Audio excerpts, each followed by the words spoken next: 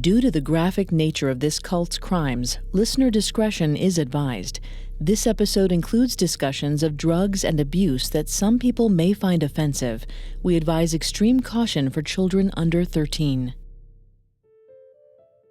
One night in 1973, Sal DiFiore woke up to crashing noises in his small Brooklyn home. He glanced next to him and realized his wife wasn't in bed. He got up and headed downstairs to investigate. The sounds were coming from the basement. When Sal walked downstairs, he found his wife, Joyce, writhing on the floor. She told him she had just been visited in a vision by Jesus Christ. And not only that, Christ had left her with the signs of stigmata, wounds similar to the ones he incurred from being nailed on the cross. She held up her red-stained pajamas as proof, but Sal was skeptical. Why would Jesus Christ visit his wife? She was no holy person. She wasn't even Christian.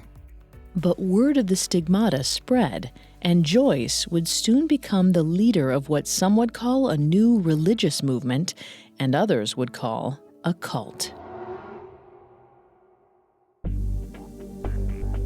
Hi, I'm Greg Polson. And I'm Vanessa Richardson. And this is Cults on the Parcast Network.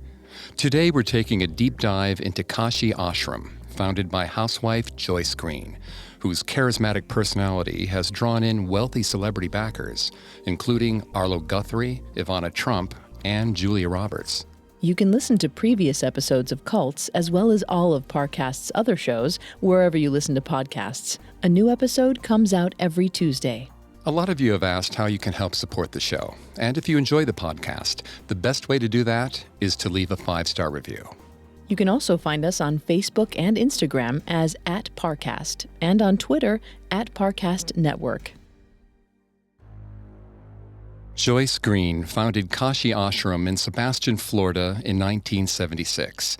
Previously, she had been a Brooklyn housewife and mother who underwent a spiritual awakening after turning to yoga classes for weight loss. Eastern religious beliefs, particularly Hinduism, had become popular in America during the counterculture movement of the 1960s. Joyce combined many of them in her new religion, and her charismatic, brash personality drew in dozens of followers. By 1976, Joyce was going by the Hindu name Ma Jaya Sati Bhagavati, though her followers called her Ma Jaya, or even just Ma. At its height, about 200 people lived at Kashi Ashram, though others who didn't live there still considered themselves to be devotees of Ma Jaya. Ma Jaya and her followers became renowned for their community service acts, including providing resources and medical care to the LGBT and HIV-positive community. But Kashi Ashram was also dogged by rumors of abuse and even sexual assault. The most damning stories come from Ma Jaya's own daughter. This week we'll focus on Joyce Green herself, her background, psyche, and how she went from a young Brooklyn housewife to a respected but controversial spiritual leader. In Part 2, we'll broaden our focus from Joyce to the cult she founded, known as Kashi Ashram. We'll learn about what drew followers to Kashi Ashram, their beliefs, and its activities today. But for now, let's start at the beginning. Joyce Green was born in Brooklyn, New York in 1940. Her parents were Orthodox Jews and lived near the Coney Island boardwalk. It was a colorful place to grow up. People from nearly every race and background lived nearby, and even more would come to visit the nearby Coney Island amusement park. The Greens were very poor and couldn't even afford enough chairs for their children to sit on around the dining room table. Joyce's father had trouble holding down a job. Joyce's mother supported the family solely on her salary as a legal secretary. Joyce remembers her mother as loving and supportive, but often at work. So Joyce was on her own quite a bit as a child. She would go hang out with the homeless people under the boardwalk when she was as young as 7. She learned how to smoke cigarettes with the men she met there, whom she considered to be a surrogate family. Vanessa's going to take over on the psychology here and throughout the episode. Please note, Vanessa is not a licensed psychologist or psychiatrist, but she's done a lot of research for this show. Thanks, Greg. Joyce's early neglect by her parents could have had long-lasting effects. Research by Dr. Nathan Fox, who heads the Child Development Laboratory at the University of Maryland, has shown that childhood neglect actually rewires a person's brain, leaving them less likely to form secure emotional attachments later in life. It sounds like it would be difficult to recover from that kind of neglect. With early intervention, recovery is possible, but otherwise the effects can be permanent. In a relationship with a secure emotional attachment, people are open and honest with each other. They see themselves as equals. In a relationship with an insecure attachment, a person can be needy, controlling, and even abusive. They never feel a true and satisfying bond with their partner and never stop searching for that kind of human connection. To compound her loneliness, Joyce's mother died when Joyce was 13 years old. She remembered seeing her mother dying of cancer in the hospital and wondering why such pain and suffering existed in the world. Her mother told her it was impossible to know, that she should turn her focus toward helping people. Her mother pointed out the other people in the hospital who needed help, saying, quote, "Don't ever feel sorry for yourself. Don't ever say, 'Why me?' Look at all these people. Go entertain them, sing for them, visit with them. Don't mope around feeling sorry for yourself," end quote. Joyce considered her mother's death to be the end of her childhood. Afterward, her father got inconsistent work on the boardwalk as an entertainer, and the family had to subsist on his meager earnings. The paint on the walls of their small Brooklyn apartment began to peel, revealing black and green mold underneath. There wasn't enough food to go around. And at only 13 years old, Joyce often had to try to earn money herself by doing odd jobs. According to psychiatrist and author Grant Hillary Brenner, the death of a parental figure during childhood can have a myriad of effects on the child. As an adult, the person will be at a higher risk for substance abuse, mood disorders, and is more likely to marry young. Though Joyce's life was tough, she remembered later these experiences as shaping her personality, teaching her to keep a sense of humor and respect people of every race and background.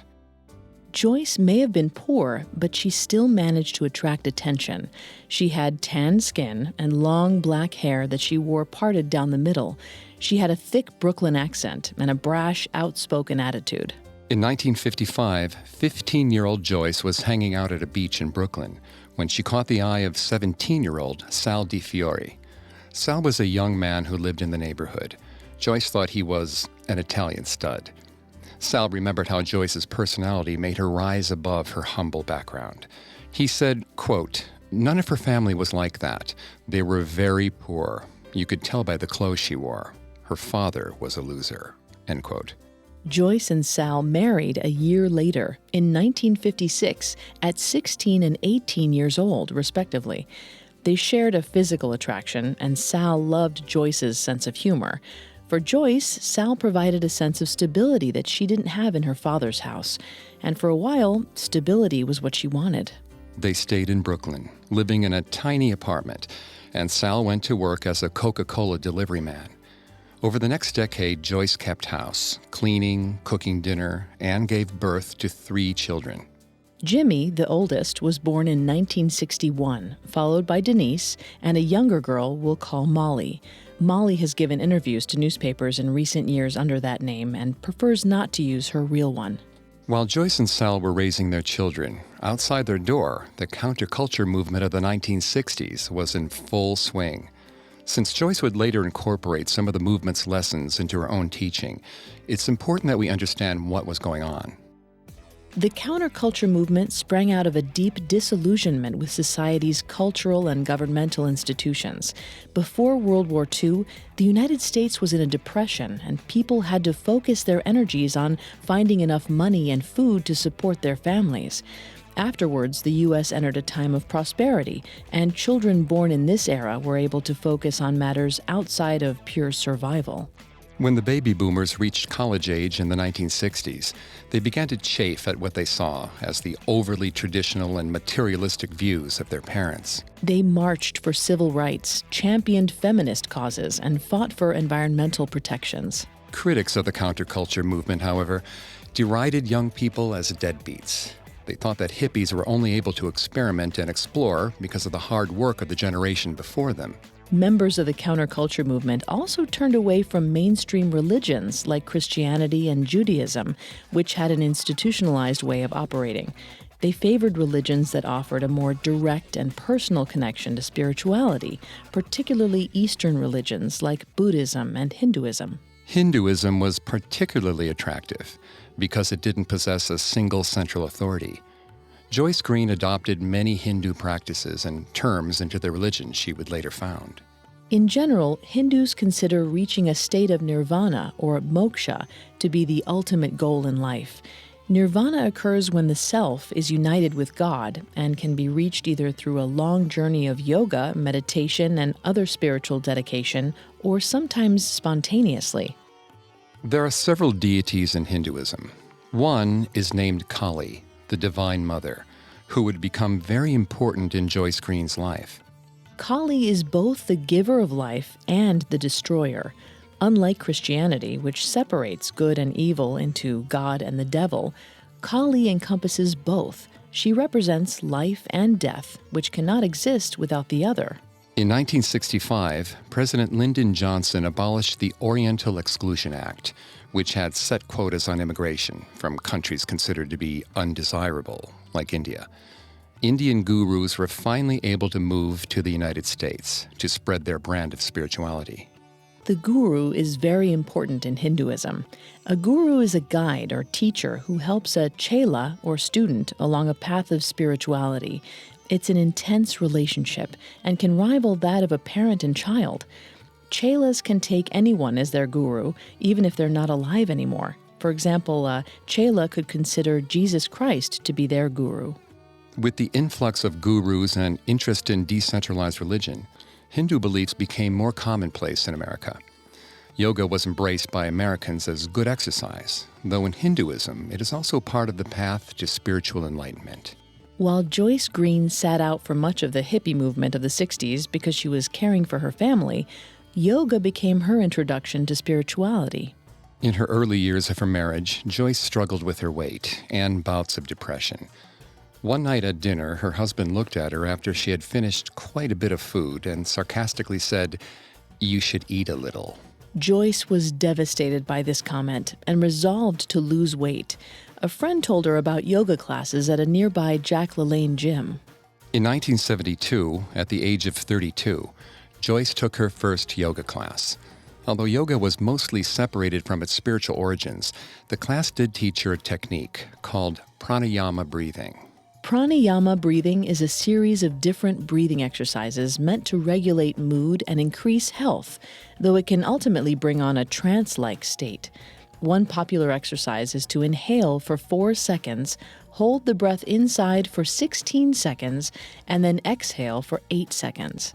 Joyce loved pranayama breathing so much that she would lock herself in the basement bathroom of her Brooklyn home for hours at a time to practice. It was there that she claims she had her first vision.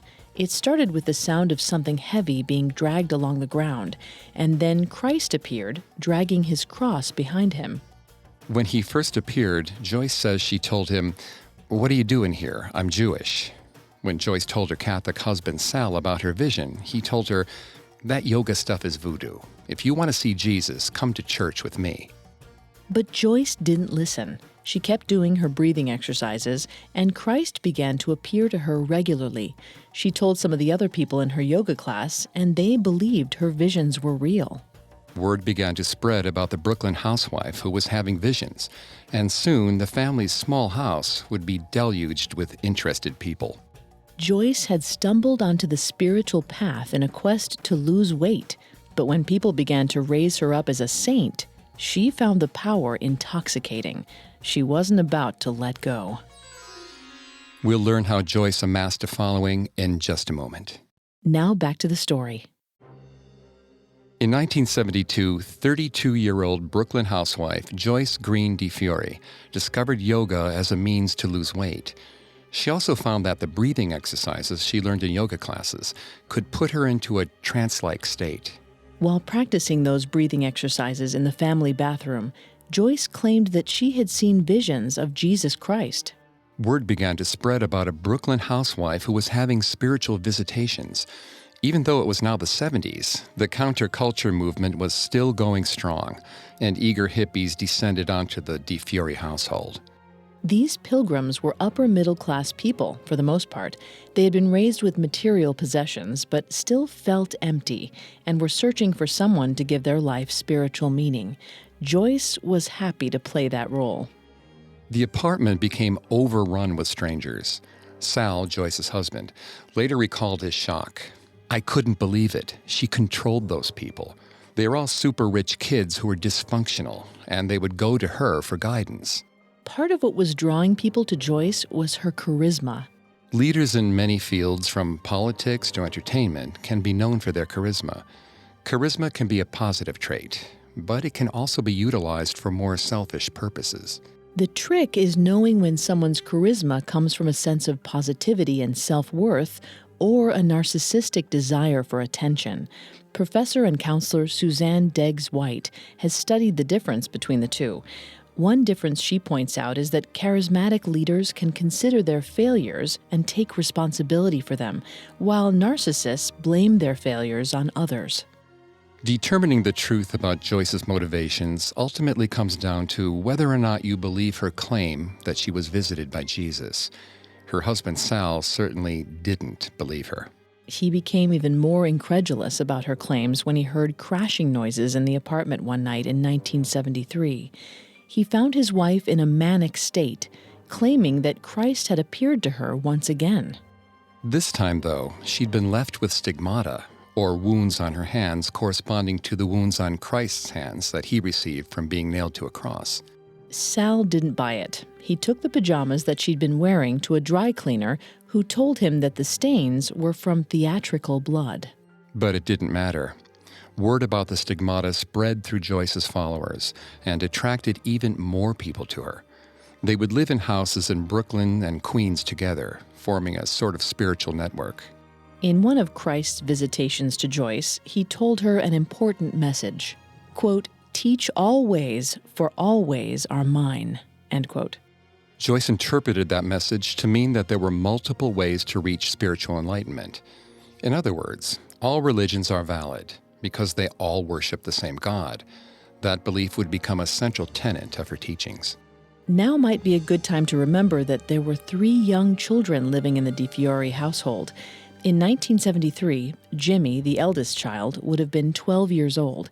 It must have been a confusing and chaotic time for the kids, whose house had been overtaken by strangers and whose mother claimed to be visited by Jesus. The chaos would continue for over a year. In 1974, a woman named Hilda Charlton heard about Joyce. She became convinced that Joyce was the real thing and might even be a prophet. Hilda had traveled throughout the world as a modern dancer, beginning in her late teens. When she stopped dancing, she decided to stay in India for 15 years to soak up spiritual knowledge from a number of well-known gurus. When she returned to the United States, she settled in New York City and started teaching small classes on spirituality to pass on the knowledge that she'd learned. Hilda started to accompany Joyce to spiritual gatherings throughout New York that took place in churches, parks, and basements. Before Joyce would appear, Hilda would hype her up, telling tales about Joyce's stigmata and visions. She would go around the groups whispering, "A saint is coming, a saint is coming." Through a combination of Hilda's excitement and Joyce's innate charisma, Joyce was able to win people over incredibly quickly. Her effect on people at this time cannot be overstated. Listen to these accounts from followers of the first time they met her. Quote, "I just remember that moment of seeing her for the first time and how it opened everything inside of me, including my head, and I really kind of fell in love with her, not really knowing what she was." End quote. Quote, "The door opened and she came in, and I went, wow. I just felt her essence, and it was almost as if I was hit somehow. She turned around as if she felt something also, and she saw me in the back of the room, and I fell madly in love with her right then." End quote. Quote, "I walked into the office and she said, 'Come, sit in front of me and look at my eyes.' And I just looked in her eyes for 5 minutes without closing my eyelashes, and at the end, I knew she was the Divine Mother." End quote. Quote, "She walked in and sat down and called me up to sit down in front of her. I just looked at her and she looked at me, and I felt like I'm home. Home. Everything was completed, and at the same time, knowing I had years and years of work to do, love was pouring out of her, like a golden liquid, like liquid gold." End quote. Before long, Joyce would claim to be visited by another spiritual advisor. She said that she didn't know his name, but when she described him to Hilda, Hilda identified him as Neem Karoli Baba. He was a Hindu guru who had died the previous year. Neem Karoli had lived in India his entire life. He became known in the U.S. because Americans would visit him and then carry his teachings back home. He had two main ashrams in India, which are essentially monasteries for Indian religions. Ashrams are usually constructed away from busy urban centers, where people can go for spiritual retreat and often learn yogic and meditative practices. In Joyce's vision, Neem Karoli asked what she wanted to do with her life. Joyce claims, "I said I wanted to serve all. He tapped my forehead 3 times and showed me the universe." Joyce claimed that this moment was the unlocking of her kundalini. In Hinduism, the kundalini is a primal energy that lies at the base of the spine, like a coiled snake. When it's unlocked, the snake uncoils, moving through the body and to the head. When it reaches the head, spiritual enlightenment is attained. Some people experience this phenomenon after years of spiritual practice, but Joyce said she experienced it spontaneously. Joyce also said that Neem Karoli had given her a new name. It's common for people who convert to Hinduism to take on a new Hindu name so that their name lines up with their new religious beliefs. The new name that Joyce took was Ma Jaya Sati Bhagavati. Going forward, we'll refer to Joyce as Ma Jaya, which is what her followers called her. The meaning of her name is significant. Ma means mother, or universal mother, depending on the context. Jaya means victory. Sati has several meanings, including chaste woman and purity. Bhagavati can mean follower of the fortunate and is also an honorific title used when addressing a goddess.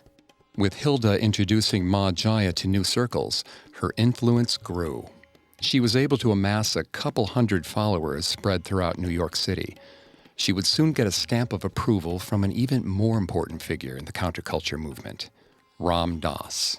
Ram Dass, whose birth name was Richard Alpert, was born in Massachusetts in 1931. Like Ma Jaya, he was born to a Jewish family, but didn't feel spiritually connected to the religion. He followed a rather traditional path, attending a college and later receiving his Ph.D. in psychology from Stanford University. He got a tenure track position at Harvard, where he began teaching in 1958. Alpert studied human consciousness at Harvard, and his studies connected him with several other influential professors there who were interested in studying the effects of the drug LSD. The counterculture movement was spreading across college campuses, bringing with it drugs and questions about their effects. LSD, or acid, can produce vivid auditory and visual hallucinations. Users also report out-of-body experiences and the sense that they've come into contact with God or some greater spiritual being. Alpert and another psychology professor named Timothy Leary decided to conduct experiments on LSD by administering it to undergraduate students at Harvard. Ultimately, they were in search of a way to achieve permanent enlightenment, or nirvana. Although Leary and Alpert professed to be doing these experiments for scientific purposes, they seemed to lack any formal documentation and sometimes didn't even use control groups. Leary and Alpert were warned by the Harvard administration to stop their experiments, but Alpert didn't. In 1963, he was found to still be providing drugs to students and was fired. Alpert had gained some wealthy fans of his drug experiments while at Harvard and was able to continue his studies via a private foundation for the next several years. In 1967, in search of further spiritual enlightenment, he decided to travel to India. There, he met Guru Neem Karoli Baba, the same guru who visited Ma Jaya in her trances. At this point, though, Neem Karoli was still alive, and it was he who gave Alpert the name Ram Dass, which means servant of God. In 1971, Ram Dass returned to America and wrote about his journey in a book called Be Here Now. It included stories about his time at Harvard, his guru Neem Karoli, and information about how to practice yoga. It became a bestseller and a sort of Bible for people in search of spirituality. It also made a celebrity out of Ram Dass. To date, Be Here Now has sold over 2 million copies. By 1974, Ram Dass had a full schedule of teaching engagements and touring, but his guru, Neem Karoli, had died, and he felt spiritually adrift. He decided to go to New Hampshire, where he would stay in a cabin for a month to meditate and clear his head. He passed through New York and called an old friend to say hello. That old friend was Hilda Charlton, who told him there was a woman in Brooklyn that he had to meet. At first, Ram Dass wanted to continue with his plan to be alone for a while, but Hilda told him that Neem Karoli, Ram Dass's dead guru, was sitting with this woman in her basement. Ram Dass decided he had to meet her. When Ram Dass first entered Ma Jaya's home with Hilda, he found Ma Jaya in what he thought was samadhi, a state of consciousness in which one is completely in the moment. He said, "I could find no breath or pulse. She was like a rock. She was a very unusual-looking woman.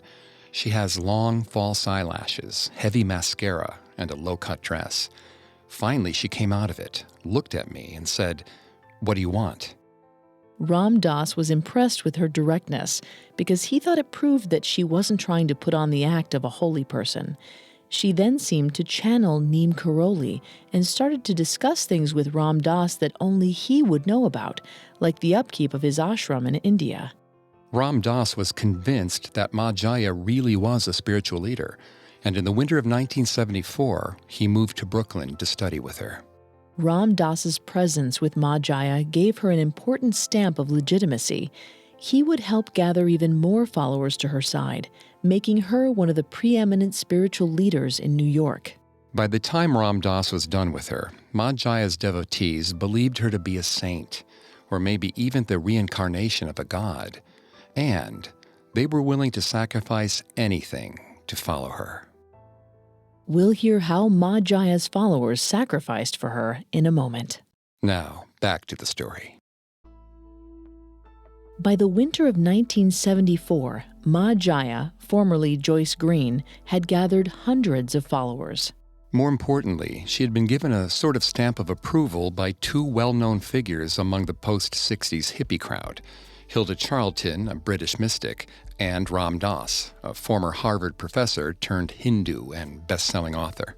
Ram Dass would report seeing Ma Jaya in trances in which she would make up beautiful poetry on the spot, and also channel dead spiritual leaders like Lao Tzu and Moses' father-in-law. Ram Dass considered Ma Jaya to be his new teacher, and more people flooded into Brooklyn to learn from this former housewife. The two would build each other up. Ram Dass was known to say that Ma Jaya was the Divine Mother and the only enlightened spiritual being in the West. And Ma Jaya would reply, "My only role is to pave the way for Ram Dass, who is going to become a world spiritual leader." Ram Dass also told people that Ma Jaya bled from the mouth as some sort of continuation of her stigmata. He told people that she would bleed up to a quart of blood per day. It's impossible to know whether Ma Jaya believed these lies about herself or not. Author and psychologist Dr. Stephen Johnson describes a narcissist as someone who has buried his true self-expression in response to early injuries and replaced it with a highly developed, compensatory, false self. It's possible that Ma Jaya believed enough in this false self that she thought the lies were true. It seems as though Ram Dass knew he was lying, at least. Although we don't know whether that was because he had been pressured by Ma Jaya into lying or because he liked the attention he got from being with her. Throughout this time, Ma Jaya never changed her appearance or personality to fit what people thought a holy person should be. She still spoke with a strong Brooklyn accent, swore often, and wore lots of jewelry and low-cut tops.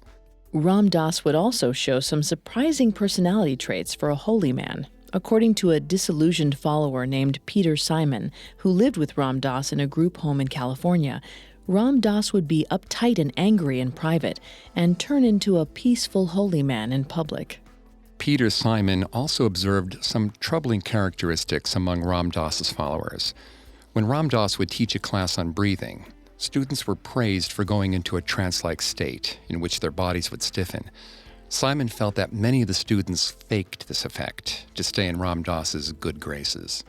Ram Dass would later describe the time he spent with Ma Jaya in Brooklyn, beginning in the winter of 1974 and lasting throughout 1975, as being incredibly intense. Ma Jaya was known for needing very little sleep, which her followers chalked up to her great spiritual energy. Her followers were expected to keep up with her, meaning they often got only a few hours of sleep per night. Ram Dass also found it difficult to disagree with Ma Jaya in any way. Even when what she said went against common sense, Ma Jaya had a way of convincing Ram Dass that what she was saying was correct. If Ram Dass was being especially difficult, Ma Jaya would have one of her other followers tell him that his distrust was causing her to bleed from the mouth. Ram Dass did enjoy some aspects of his time with Ma Jaya, saying, "Mixed with the melodrama were hours of the most incredible meditations, much discipline, and practice of pranayama, great outpourings of devotion and prayer and song, and lectures in which Ma Jaya appeared to read from an invisible blackboard and share great truths." Even though Ram Dass claims to have been conflicted in his devotion to Ma Jaya, he still spread positive stories about her and helped to grow her following. In 1975, Ma Jaya came up with a new claim. She began to say that she was the Hindu goddess Kali herself, and also many other gods, including the Greek goddess Artemis. According to psychologist and author Dr. Tracy Stein, having an overinflated or grandiose sense of self is one of the main hallmarks of a narcissist. Ma Jaya, who claimed to be an actual god, certainly seems to fit that criteria. Another sign of a narcissist is coming across as charming and charismatic.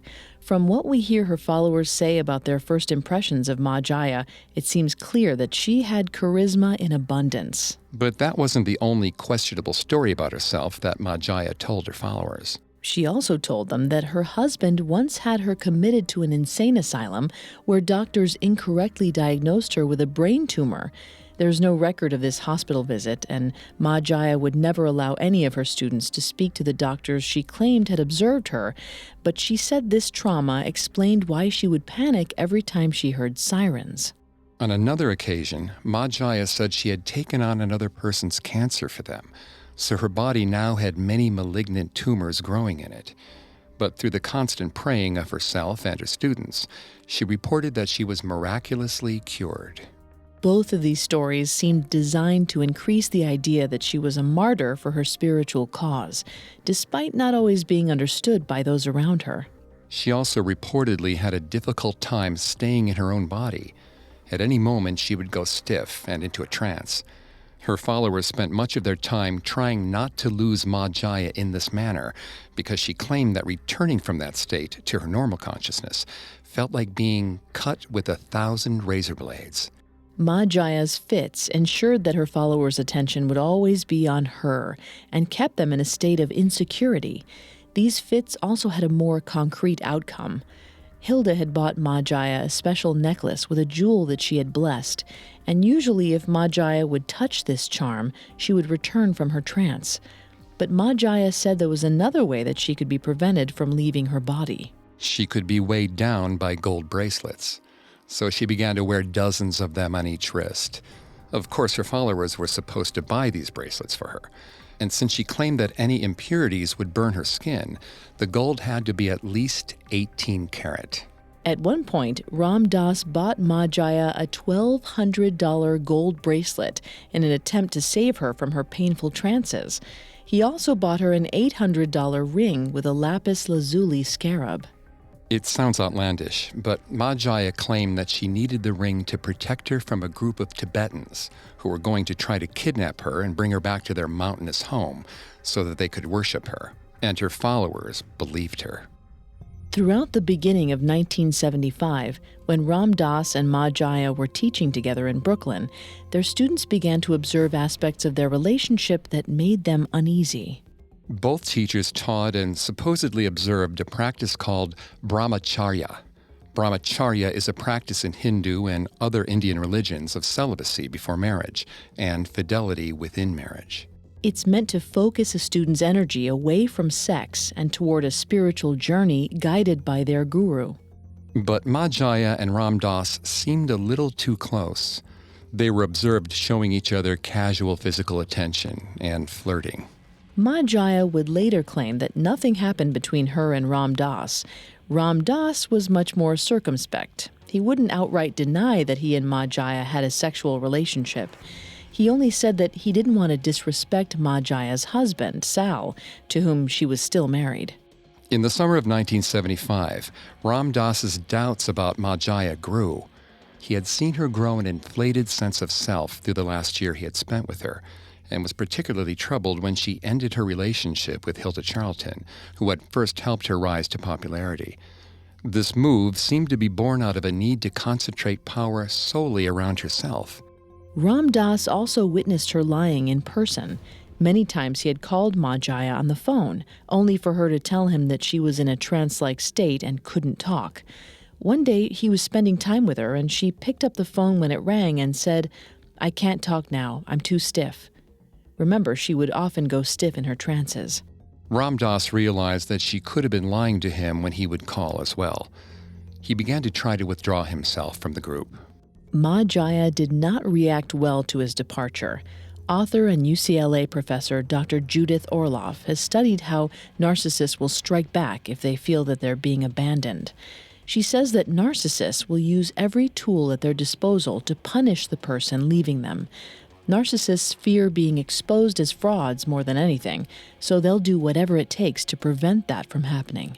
To her followers, Ma Jaya framed Ram Dass's leaving as resistance to her teachings. They needed to get him to return to the fold for his own good. It became their mission to get Ram Dass to return to Ma Jaya. Ram Dass said of this time, quote, "For almost 4 months, I had to live as if in a state of siege, refusing to answer the telephone, which rang day and night. If a call happened to get through, I would be told by one of her well-meaning devotees that Ma Jaya lay bleeding and dying because of my infidelity," end quote. At one point, Ma Jaya and her followers tried to break into Ram Dass's apartment. The management of his building had to call the police, who arrested Ma Jaya as she was trying to kick down Ram Dass's door. Finally, Ma Jaya seemed to realize Ram Dass would never return to her and left him alone. Ram Dass connected with other people who had left Ma Jaya's circle of influence, including some who had essentially acted as servants in her home. They realized how often they had been asked by Ma Jaya to lie to each other, to report that she was in some crisis in order to get the other person to behave the way she wanted. They saw the similarities between Ma Jaya's group and other quasi-religious groups that had grown out of the counterculture movement, like Hare Krishna and the Moonies. Some of Ma Jaya's closest confidants also revealed to Ram Dass that her amazing spiritual energy, which allowed her to stay awake for long periods of time, actually came from taking energy pills. Ram Dass confessed that he had never actually seen Ma Jaya bleed quarts of blood from her mouth. Only once he had been allowed into the bathroom to see the reported phenomenon. And all he had witnessed was Ma Jaya, quote, spitting up a pinkish liquid. She spit into a tissue and wouldn't let me look at it, end quote. It's clear that Ram Dass lied on behalf of Ma Jaya. Whether he did it because he enjoyed the attention he got by being at her side, or if he was pressured into doing it, we'll never know. In September of 1975, Ram Dass decided to make his side of the story clear. He wrote an article for Yoga Journal, a popular periodical among the spiritual set, entitled Egg on My Beard. In it, he claimed that Ma Jaya's rise to prominence had been based on a web of grandiose lies. He also wrote, "The intensity of the staging and the props created a reality which made me ready to believe the bizarre assertion that a Jewish housewife and mother of 3 was in fact Ms. Big, the creative force of the universe. I and several hundred others were seduced into this fantasy by her combination of powerful charisma and chutzpah." Ram Dass's story created a schism within Ma Jaya's followers. Surprisingly, the majority elected to stay with her. She claimed that she was happily married, and Ram Dass was just upset because she wouldn't sleep with him. Either way, Ma Jaya seemed to sense that the writing was on the wall. She needed to get out of Brooklyn. But in doing so, Ma, the mother, abandoned her own children.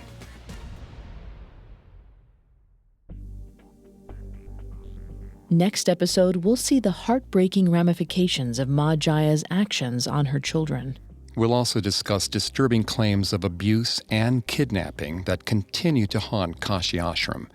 While the cult has attempted to silence its critics, it's difficult to ignore the most damning testimony from Ma Jaya's own daughter. Thanks again for tuning into Cults. We'll be back to continue this story next Tuesday. Some of you have asked how you can help the show. If you enjoy Cults, the best way to help is to leave a 5-star review wherever you're listening. You can find Cults and all of Parcast's podcasts on Apple Podcasts, Spotify, Stitcher, Google Play, CastBox, TuneIn, or on your favorite podcast directory. You can also find us on Facebook and Instagram as @Parcast and Twitter @Parcast Network. We'll see you next time. Cults was created by Max Cutler and is a production of Cutler Media and is part of the Parcast Network. It is produced by Max and Ron Cutler. Sound design by Dick Schroeder with production assistance by Ron Shapiro, Aidan Connolly, Maggie Admire, and Carly Madden. Cults is written by Claire Epstein and stars Greg Polson and Vanessa Richardson.